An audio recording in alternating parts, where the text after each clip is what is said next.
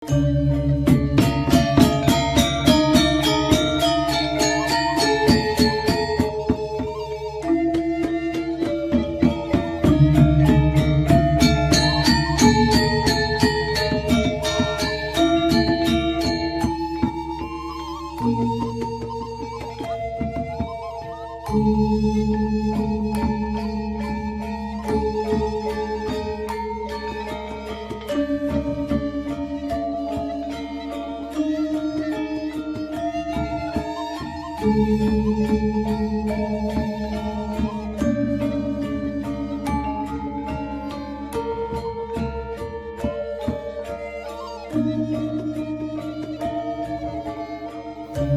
Swastiastu. Assalamualaikum warahmatullahi wabarakatuh. Selamat malam, shalom, salam sejahtera untuk kita semua. Namo Buddhaya, salam kebajikan, rahayu. Lengkap Pak Menteri. Ya.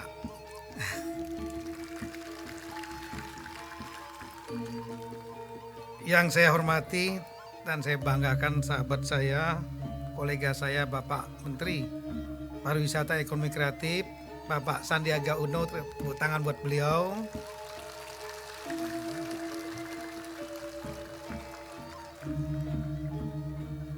Bapak Gubernur Bali, Pak Wenkoster, beliau ini salah satu gubernur yang paling sering ganggu saya, dalam arti ganggu kerjasama begitu. Ya, sahabat saya yang dekat beserta Ibu, juga Pak Wagub serta Ibu, rekan-rekan Forkompinda, Ketua DPRD, kemudian Konsul Jenderal yang ada di Bali, para tokoh baik DPR RI, DPD RI, rekan-rekan Bupati, Wali Kota dan segenap Forkompinda, provinsi maupun kabupaten kota, para tokoh-tokoh seniman, tokoh masyarakat, Bapak Ibu sekalian yang saya tidak bisa sebutkan satu persatu. Saya sekali lagi selamat malam. Sekali lagi selamat malam. Biar semangat begitu. Karena saya sendiri begitu masuk sini sudah merinding. Udah lama sekali pengen lihat kayak gini gitu loh. Di Bali. Selama ini cuma online saja, Zoom meeting saja. Hari ini adalah hari yang monumental. Malam ini adalah malam yang monumental. Karena Bali adalah seperti Bali sebelum pandemi. Ya. Dan kita akan menyaksikan, mengikuti kegiatan pegelaran seni budaya Bali selama hampir 1 bulan. Yang dimulai start pada hari ini ya. Saya menyampaikan apresiasi yang tinggi kepada Bapak Gubernur dan seluruh jajarannya. Ya, Pak Gubernur ini termasuk orang yang saya anggap berani, selalu berani. Ketika terjadi pandemi COVID, kita semua lagi bingung, seluruh dunia juga bingung, seluruh kepala negara juga bingung, harus menghadapi 2 persoalan. 1 persoalan mengendalikan pandemi, 2 harus membangkitkan ekonominya tetap survive. Dan inilah pengalaman pertama kita menghadapi krisis kesehatan yang magnitudenya seluas pandemi COVID-19. Dalam berbagai kesempatan saya menyampaikan, pandemi COVID-19 adalah pandemi krisis kesehatan yang terbesar dalam sejarah umat manusia semenjak manusia ada. Ada pandemi-pandemi sebelumnya yang besar-besar. Misalnya pandemi Black Death abad 14, 70 juta jiwa meninggal di Eropa dan Asia Tengah. Tapi terjadinya Eropa dan Asia Tengah akibat urin tikus. Kemudian yang terakhir lebih kurang 100 tahun yang lalu, 1917-1920, Spanish flu yang kita kenal sekarang sebagai flu, influenza, dulu mematikan selama hampir 4 tahun, 70 juta jiwa lebih. Eropa, Amerika, dan lain-lain. Tidak seluruh dunia. Kali ini tidak ada satupun negara yang lolos dari pandemi COVID-19. Dan sehingga semua menghadapi persoalan yang sama. Untuk Indonesia sendiri, inilah krisis kesehatan yang pertama kali yang terbesar dari tahun 1945. Seluruh kepala daerah menghadapi persoalan yang sama semua. Tapi kita bersyukur kita sudah bisa melaluinya. Mudah-mudahan semua makin bisa terkendali. Amin. Dan saya tahu setiap minggu Pak Gubernur Zoom meeting dengan kita, dipimpin oleh Bapak Luhut Panjaitan yang bertanggung jawab Jawa Bali. Bapak Presiden setiap Senin selalu rapat pengendalian pandemi COVID dan ekonomi. Selalu kita catat dalam pikiran saya, Pak Gubernur ini berani sekali gitu loh. Kenapa? Begitu kemudian kita mulai program vaksinasi, semua akan dibagi vaksin. Beliau minta paling banyak. Sanggup kira-kira dihabiskan nggak? Pertanyaannya itu, kalau minta banyak, ya. Tapi mampu nggak untuk kira-kira mengeksekusinya, menyuntik warganya, mengajak warganya untuk mau disuntik? Gak gampang. Tapi beliau berani ngomong, berani berbuat.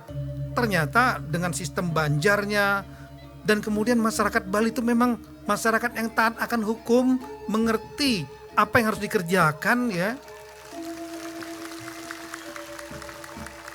Kegotong royongannya luar biasa. Dengan membuat kalau di negara-negara lain, di Amerika, di Eropa, dia membuat vaksinasi center, pusat vaksinasi di lapangan lain-lain. Ini tidak. Di Bali bukan itu nomor satu. Di Bali adalah basisnya Banjar. Di tiap Banjar punya aula hall. Di situ kemudian dikirim vaksinnya, dikirim tenaga kesehatannya, dan masyarakat itu dipimpin oleh kepala Banjarnya yang cuma 400-500 orang, diajak ke sana. Maka kecepatan vaksinasi di Bali, kecepatannya tertinggi di Indonesia. Bahkan tidak berlebihan kalau saya sampaikan, mungkin salah satu yang kecepatannya tertinggi di dunia. Betul.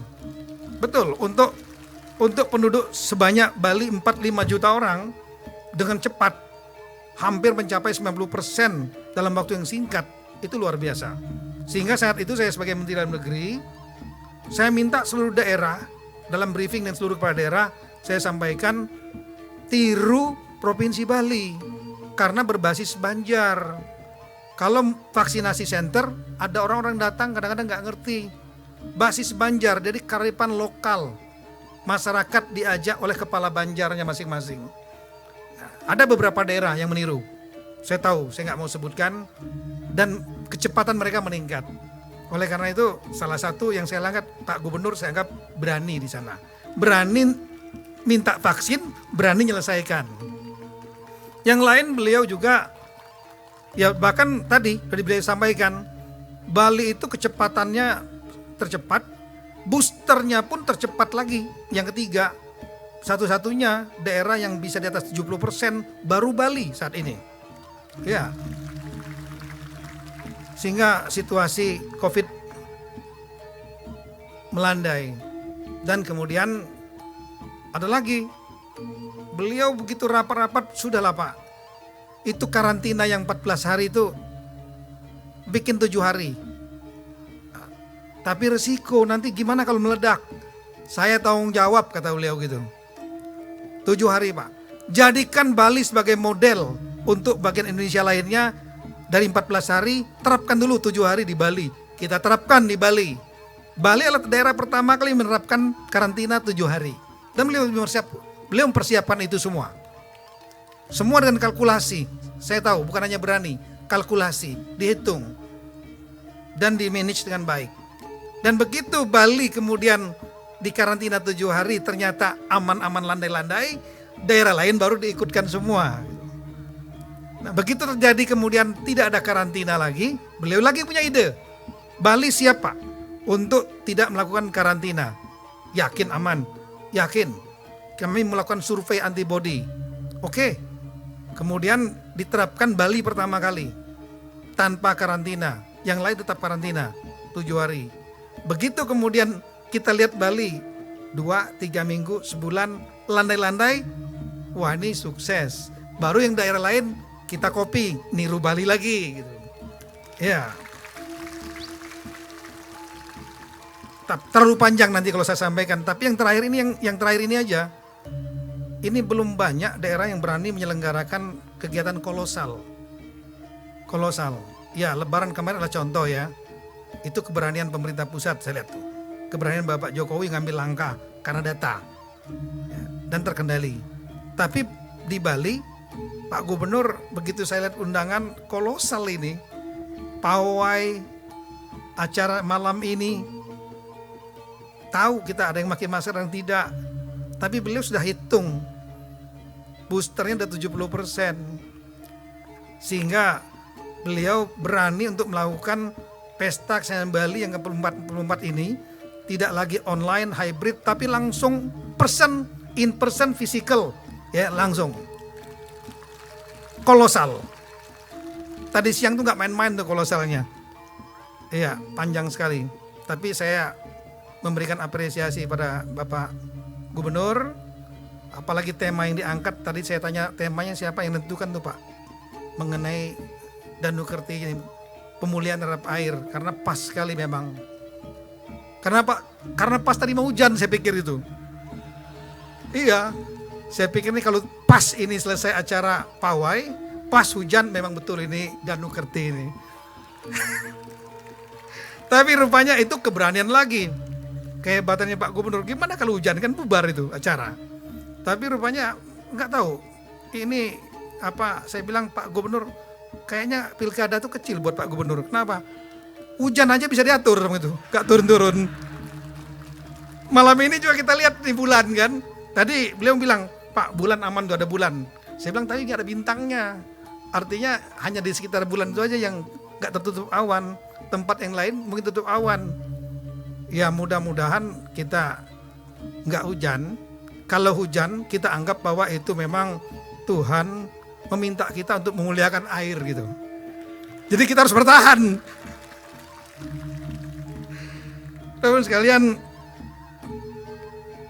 saya hadir di sini mewakili Bapak Presiden, Wakil Presiden. Sedianya beliau berdua, salah satu yang akan hadir. Tapi ada tugas-tugas negara yang harus dikerjakan oleh beliau-beliau, sehingga beliau menugaskan kami, Menteri Dalam Negeri, untuk hadir, dan juga Bapak Menteri Pariwisata Ekonomi Kreatif untuk hadir di tempat ini. Tanpa bermaksud untuk mengecilkan acara yang tidak. Beliau sangat memberikan apresiasi atas acara ini, dan tentu atas nama beliau kami juga menyampaikan apresiasi yang tinggi. Kita rindu suasana seperti ini di Bali, rindu untuk melihat keindahan seni di Bali, karena memang kalau menurut saya Bali itu hebat karena seni budayanya. Ya. Tadi saya diskusi banyak dengan Bapak Gubernur, dengan juga dengan Bapak Menteri Pariwisata Ekonomi Kreatif. Pak Menpar Ekonomi Kreatif pasti lebih tahu daripada saya. Beliau jalannya lebih banyak. Kalau kita bicara gunung, banyak daerah lain yang punya gunung yang indah-indah. Kalau bicara pantai, banyak daerah lain, negara lain punya pantai yang indah-indah. Kalau kita bicara mengenai misalnya fasilitas, misalnya hotel bintang 4, bintang 5, banyak negara lain yang punya bintang 6, bintang 7 di daerah-daerah wisata yang lain. Tapi yang mereka tidak punyai adalah budaya seni, yang budaya seni itu bukan untuk turisme, tapi memang merupakan bagian dari kehidupan masyarakat Bali. Itu kelebihannya. Bagi bapak-bapak yang pernah misalnya ke Hawaii, punya pantai yang sangat bagus, namanya Waikiki. Putih, bersih, hotelnya bintang-bintang 5 semua ada di situ. Indah. Ada gunungnya dikit namanya Diamond Head di sana. Ada lagi pegunungan seperti Jurassic Park. Kalau bicara surfing, dia punya tempat namanya Giant Wave. Ombak yang tingginya bisa sampai 10 meter. Destinasi surfing dunia. Tapi mereka kehilangan budaya. Kenapa? Dulu tarian budaya hula-hula, tahu kan hula-hula yang joget-joget itu? Hula-hula, kemudian musik yang Hawaiian, kalau kita ada Hawaiian senior itu adalah bagian dari part of life. Tapi kemudian ketika terjadi modernisasi, high rise building, jalan tol kemana kemari segala macam, masyarakatnya larut, budaya yang tergerus, dan kalau ingin menonton hula-hula, kita datang ke hotel ketika diundang. Nah di Bali tidak. Bali, seni adalah bagian dari aliran darah orang-orang Bali. Ya, seni patung, seni lukis, seni berpakaian. Tadi kalau kita melihat betapa kayanya pada saat pawai tadi, saya merinding. Betapa kayanya Bali. Itu menurut gubernur masih banyak yang tersimpan, yang belum dieksploitasi. Sampai tadi saya pikir juga ada kucing tadi. Ada dua pendapat saya tadi Pak Gub. Jujur aja, kalau Pak Gub bilang dia adalah mungkin pengen jadi penonton yang baik, nggak sabar. Enggak, pendapat saya. Yang pertama mungkin jangan-jangan sudah dilatih juga. Dia pengen untuk nari sini. Cuma Pak Gub ngomong terlalu lama gitu loh. Tadi Pak Sandi ada kucing Pak Sandi. Muter balik. Saya bilang kucing aja punya darah seni nih. Apalagi orangnya.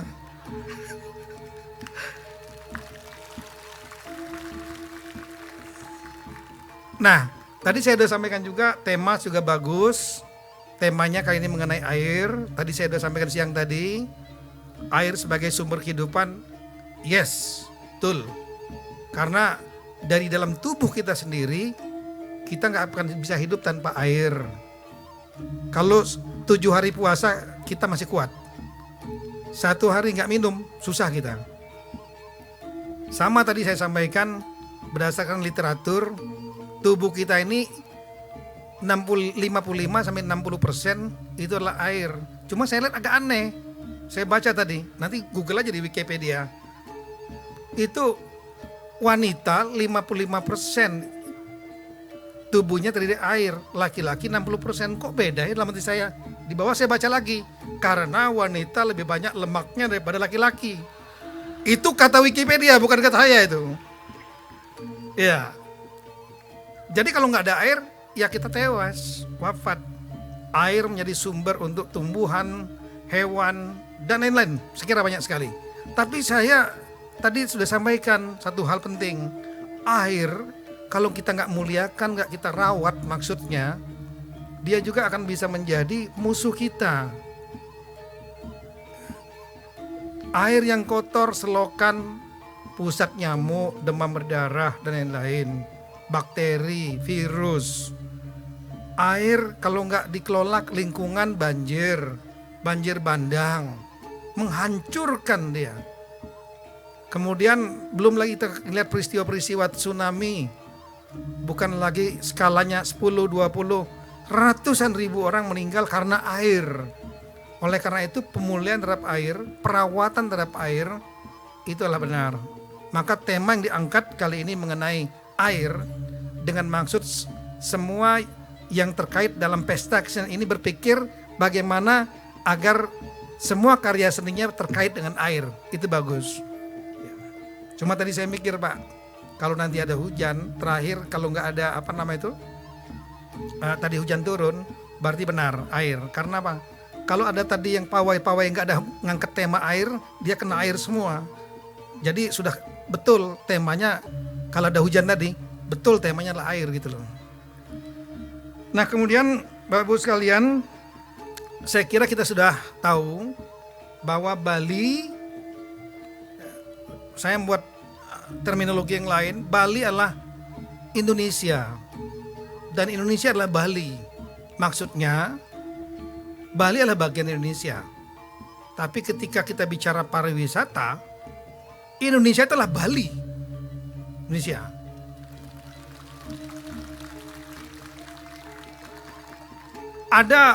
Ada namanya political capital, ibu kota politik. Seperti misalnya Washington DC lah ibu kota politik. New York menjadi ibu kota ekonominya, terpisah. Indonesia tidak.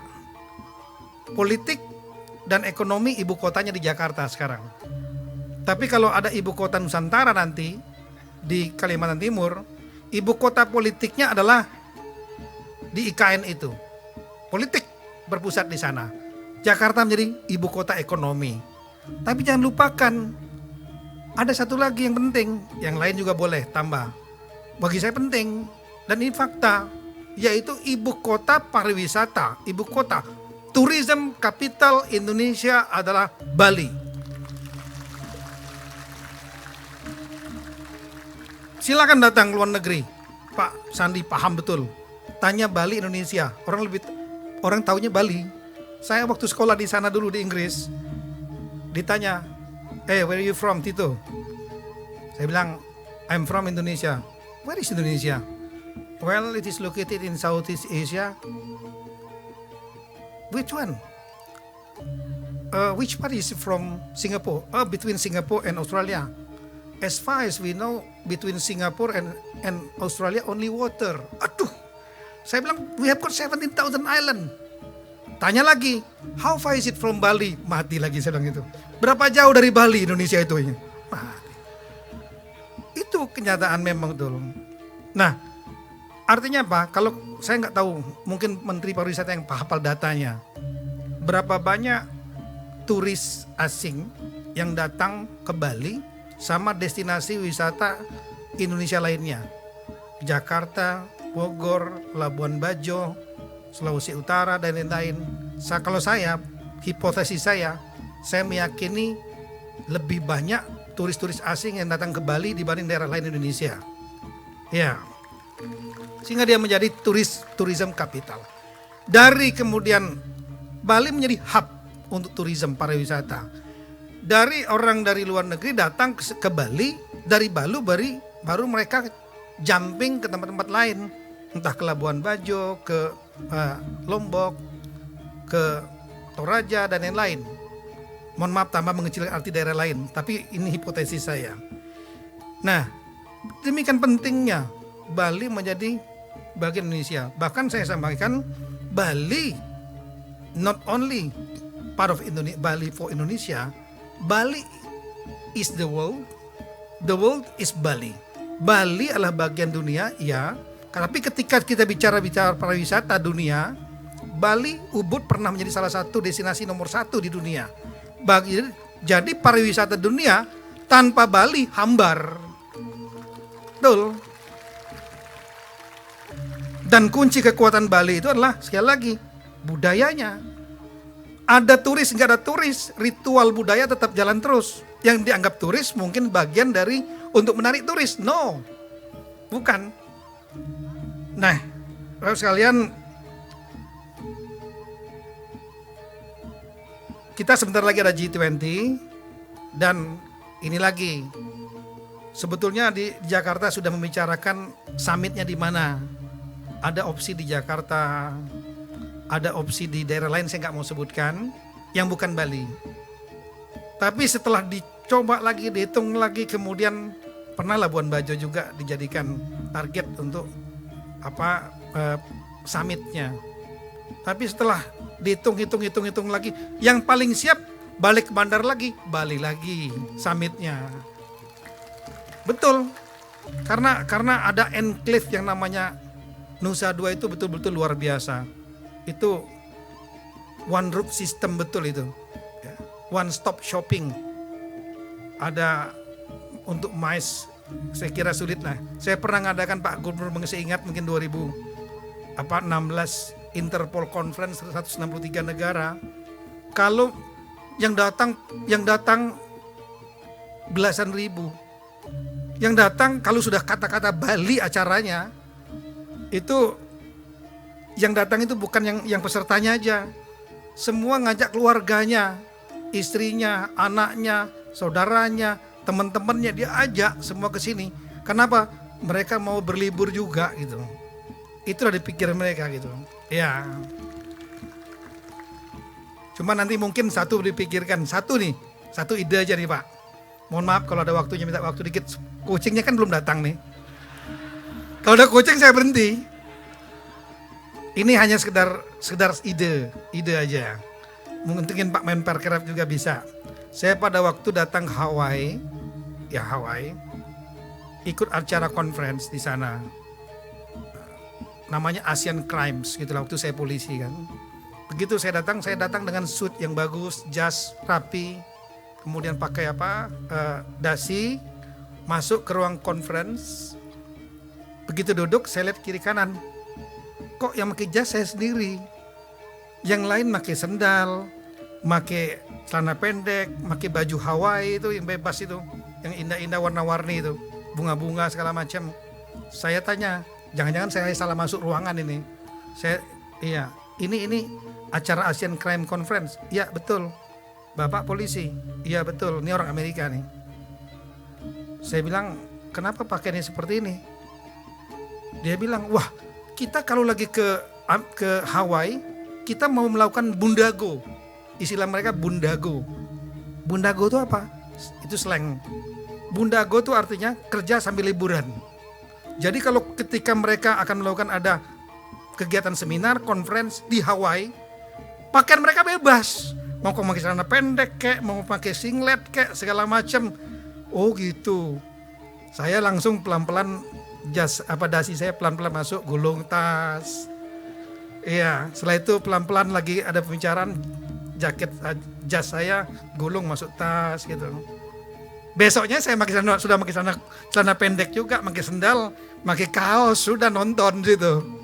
Nah ini kira-kira mungkin perlu pemikiran seperti itu, sehingga orang berpikir kalau ke Bali dalam rangka seminar, conference, berarti berlibur, tapi sambil bekerja gitu.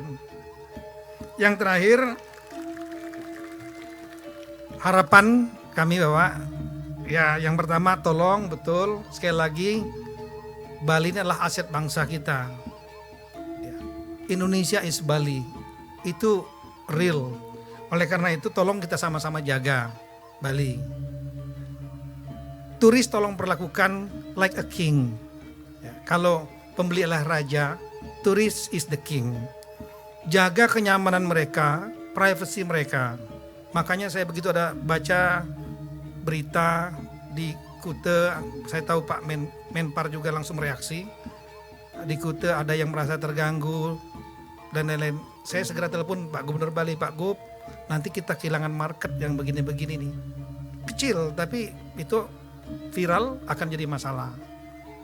Kemudian juga rekan-rekan ASN, aparatur sipil negara, TNI, Polri, tolong mindsetnya sama semua. Kalau udah berpikir tentang Bali, tourism, ya, turis is the king. Tapi mereka harus comply kepada rule of law kita, apapun juga. Jangan dia seenaknya, harus. Tapi kita sopan, jangan diganggu. Karena orang berlibur itu privacy dan kenyamanan. Kemudian yang kedua adalah persamaan servis. Jangan sampai ada persamaan servis antara, mohon maaf, karena perbedaan ras dan lain-lain. Sehingga warga yang domestik menjadi second class. Pandemi COVID-19 kemarin menjadi salah satu fakta, bukti bahwa ketika semua turis asing tidak ada, Bali masih bisa survive didukung oleh turis domestik. Oleh karena itu, berikan perlakuan yang sama antara siapapun turis tanpa melihat ras ataupun apapun juga latar belakangnya. Kemudian yang ketiga, pandemi kemarin juga menjadi pelajaran bagi kita. Bali sangat tergantung kepada revenue pariwisata. Ketika pariwisata tertekan, dampaknya luar biasa. Tadi minus 9%. Ketika daerah-daerah lain tidak ada yang mencapai minus 9%. Bali terpukul sekali. Kita semua tahu. Oleh karena itu perlu semua stakeholder di Bali berpikir untuk mencari alternatif revenue yang lain. Ini kasus Sri Lanka ini menjadi contoh. Revenue utamanya cuma 2. Agriculture dari teh, kokoa dan lain-lain. Yang kedua adalah tourism. Sumber devisanya lah itu. Ketika kemudian pandemi COVID terhambat semua, ekspor juga kurang, mereka kemudian tidak cukup devisa, krisis keamanan, dan kemudian krisis pangan, keamanan, sekarang krisis politik. Yang terakhir, mungkin kita tahu bahwa kekuatan utama Bali bukan nature-nya, tapi adalah dari seni budayanya yang luar biasa, yang terus menerus diregenerasikan. Tadi kita lihat anak-anak tadi, mereka anak-anak SD, mereka sudah belajar tari Bali dan tunggak gampang. Di tempat lain mungkin sudah anak mudanya nggak mau lagi tari yang gitu, tari-tari modern. Nah, oleh karena itu mungkin untuk menjaga seni dan budaya ini, saya sudah nyampaikan di tingkat nasional. Saat ini pembahasan undang-undang tentang provinsi, termasuk Provinsi Bali. Karena undang-undang yang sekarang melandasi Provinsi Bali, undang-undang lama, yang namanya Undang-Undang untuk Provinsi Bali Nusra, Bali, NTB, NTT. Ketika ini pecah provinsi ini, maka setiap provinsi harus satu undang-undang. Sekarang dibahas, Bapak Presiden menunjuk saya selaku Mendagri menjadi perwakilan pemerintah. Satu pasal kita perjuangkan betul, yaitu pasal untuk mengakui karakteristik local wisdom, kebijakan lokal Bali, yaitu budaya, tradisi, dan seni. Ya, sehingga secara nasional, apapun kebijakan nasional, semua terproteksi Bali, budaya, seni, dan tradisinya. Tidak tergerus modernisasi seperti di Hawaii, tidak tergerus oleh kebijakan pemerintah pusat yang mungkin tidak friendly kepada tradisi, budaya, seni masyarakat setempat. Namun nggak ada salahnya Pak Gubernur, rekan-rekan Bupati untuk menjaga buat platform dasar hukum, mungkin peraturan daerah, peraturan gubernur, peraturan bupati wali kota, di mana budaya, seni masuk di dalam peraturan itu yang harus dilestarikan, sehingga akan dalam pembuatan APBD, program dan anggaran semua diprogramkan dan kemudian dianggarkan, sehingga para penggiat budaya, seni dan lain-lain mereka terlindungi dan seni budaya Bali akan terus berlanjut. Saya kira itu yang saya sampaikan. Mohon maaf terlalu lama, tapi ya tadi kucingnya belum lewat juga. Tapi saya akhiri sebelum nanti dia lewat. Sekian, terima kasih. Matur suksma. Semoga Sang Hyang Widiwasa memberikan yang terbaik kepada kita semua. Om Santi Santi Santi Om.